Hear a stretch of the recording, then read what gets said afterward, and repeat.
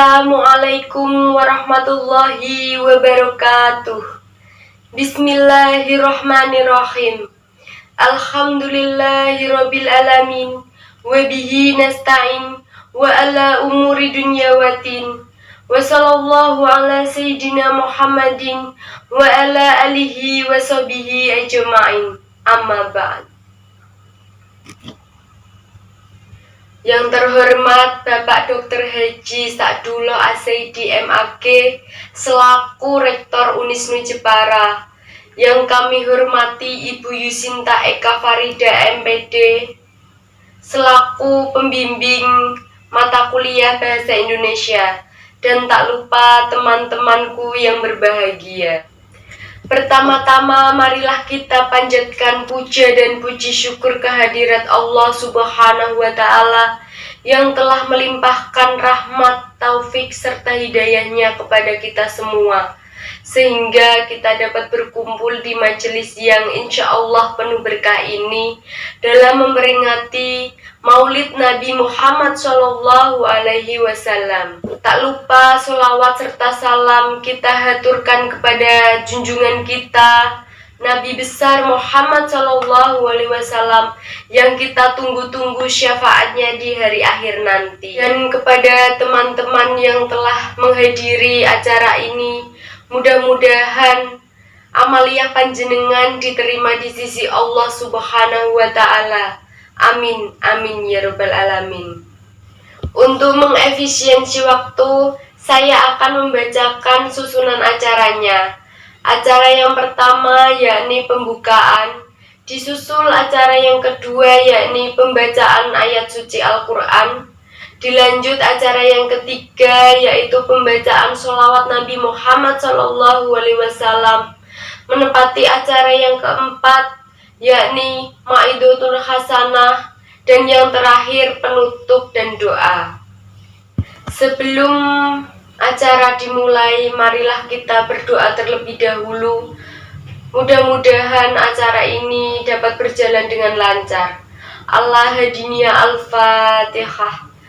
Dilanjut acara yang kedua yakni pembacaan ayat suci Al-Quran. Kepada Saudari Amalia dipersilahkan. وَمَا جَعَلْنَا الْقِبْلَةَ الَّتِي كُنْتَ عَلَيْهَا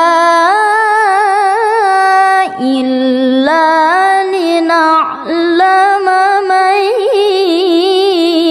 يَتَّبِعُ الرَّسُولَ. Kepada Saudari Amalia dihaturkan banyak terima kasih. Dilanjut acara yang ketiga yakni pembacaan sholawat Nabi. Kepada yang bertugas dipersilahkan. Kepada yang bertugas dihaturkan banyak terima kasih. Dilanjutkan acara yang keempat yaitu Maidotul Hasanah. Kepada Ustazah Oki Setiana Dewi dihaturkan. Nabi Muhammad SAW lahir pada tanggal 12 Rabiul Awal pada saat tahun gajah. Pada saat itulah kelahiran Nabi Muhammad SAW dari pasangan Abdullah dan Siti Aminah. Kelahirannya pun membawa keajaiban yang luar biasa. Allah Subhanahu wa Ta'ala memerintahkan kepada seluruh malaikat untuk membuka pintu-pintu syurga, dan yang ada di bumi semuanya menjadi tentram. Maka itulah kelahiran dari seorang bayi yang belum pernah ada namanya sebelumnya, Ahmad atau Muhammad, yang kehadirannya sudah diprediksi dari kitab-kitab sebelumnya, Injil, Zabur, Taurat, dan diberitahukan pada nabi-nabi sebelumnya. Nabi Muhammad SAW lahir dalam keadaan yatim karena sejak masa kandungan sang ayah Abdullah telah meninggal dunia. Maka ketika Nabi Muhammad SAW dilahirkan, kebiasaan penduduk pada saat itu adalah menyerahkan sang bayi untuk disusui pada seorang wanita yang tinggal di pedesaan. Pertama kali disusui oleh Thuwaibah yang menjadi ibu susu bagi pamannya juga Hamzah bin Abdul Muthalib hanya beberapa hari saja. Kemudian disusui oleh seorang wanita pedesaan bernama Halimatus Sa'diyah. Kemudian Nabi Muhammad SAW tinggal bersama sang ibu sampai usia 6 tahun. Namun ternyata ibu Aminah ini meninggal dunia, lalu diserahkan kepada pamannya Abdul Muthalib, sang pembesar orang-orang Quraisy, orang-orang Mekah, sehingga disegani oleh orang-orang di seluruh Mekah.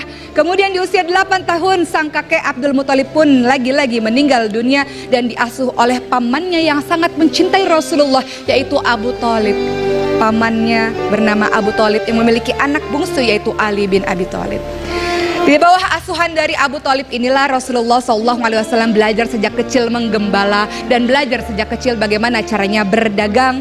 Bertahun-tahun kemudian tumbuhlah menjadi seorang remaja yang sangat luar biasa dan digelari Al-Amin karena terpercaya, karena kata-katanya sungguh penuh dengan hikmah dan penuh dengan kejujuran. Dan di usia-usia 25 tahun, Muhammad yang belum menjadi Rasulullah ini pada akhirnya berdagang ke negeri Syams, membawa dagangan seorang janda yang mulia, janda yang suci bernama Khadijah binti Khuwailid radhiyallahu anha. Ternyata dari hasil perniagaan tersebut Rasulullah SAW atau Muhammad pada saat itu membawa keuntungan yang berlipat-lipat, sehingga teman seperjalanannya bernama Maisarah memberitahukan hal itu terhadap Khadijah binti Khuwailid, dan Khadijah binti Khuwailid pun terpesona dengan Nabi Muhammad SAW. Maka Khadijah, wanita yang mulia ini, pada akhirnya melamar Rasulullah SAW dan akhirnya mereka menikah, dikaruniai 6 orang anak. Ada Abdullah, ada Qasim yang meninggal ketika kecil, ada Ruqayyah, Zainab, Ummi Kulthum, dan ada Fatimah si bungsu. Lalu di usia-usia menjelang 40 tahun Rasulullah SAW senantiasa untuk pergi ke Gua Hira untuk merenung keadaan-keadaan yang berada di Mekah saat jahil. Dan di Gua Hira inilah di usia Rasul yang ke-40 tahun turunlah wahyu pertama, yaitu surat Al-Alaq. A'udzubillahi minasyaitonirrajim. Iqra Bismi rabbikal ladzi khalaq, khalaqal insana min 'alaq, Iqra wa rabbukal a'lam alladzi 'allama bil qalam.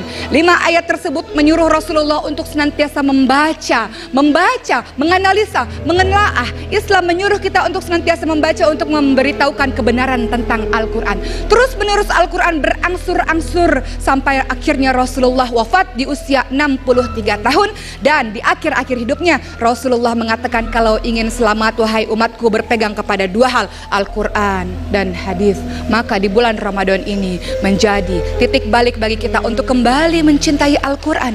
Ingin selamat hidup di dunia, ingin selamat hidup di akhirat, maka ikuti petunjuk dari Rasulullah SAW dan Al-Quran dan hadis, penolongmu untuk menjalankan kehidupan ini. Mudah-mudahan kisah singkat tentang Rasulullah SAW menjadi pembelajaran untuk kita menjadi hamba Allah yang mulia di dunia dan di akhirat, insya Allah. Kepada Ustazah Oki Setiana Dewi dihaturkan banyak terima kasih. Mudah-mudahan Maidotul Hasanah tadi bisa bermanfaat bagi kita semua. Acara yang terakhir yaitu penutup dan doa. Saya selaku pembawa acara, apabila ada salah kata maupun tingkah laku yang kurang berkenan, saya mohon maaf sebesar-besarnya. Akhirul kalam, wassalamualaikum warahmatullahi wabarakatuh.